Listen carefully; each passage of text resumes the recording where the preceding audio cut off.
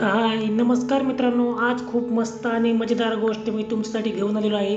तर गोष्टीचं नाव आहे मित्रांनो, सोन्याची अंडं देणारी कोंबडी. तर मित्रांनो, अशाच खूप मजेदार आणि मस्त मस्त गोष्टी मी घेऊन येतोय.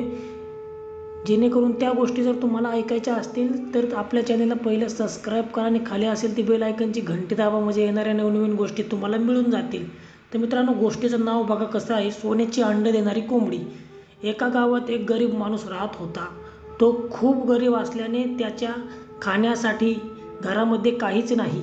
एका शेतकऱ्याकडून गहू विकत घेतो, पण ते गहू विकत घेण्यासाठी त्याच्याकडे पुरेसे पैसे नसतात.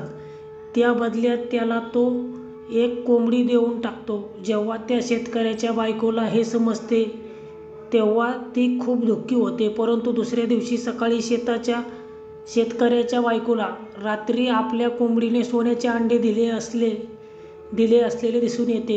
जादूची कोंबडी आहे ही तिच्या लक्षात येते आणि ती सोन्याची अंडी देते असे आठवते. असे काही आठवडे चालू राहिले व तो शेतकरी गावातील सर्वात श्रीमंत माणूस बनला. शेतकऱ्याच्या बायको अत्यंत लोभी होती. तिला एक दिवस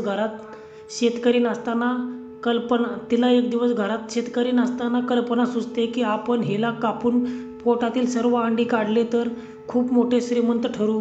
ती त्या कोंबडीला कापते, परंतु तिच्या पोटामध्ये काहीच निघत नाही व कोंबडी मरण पावते. या गोष्टीचं तात्पर्य असं आहे मित्रांनो, अति तिथे माती.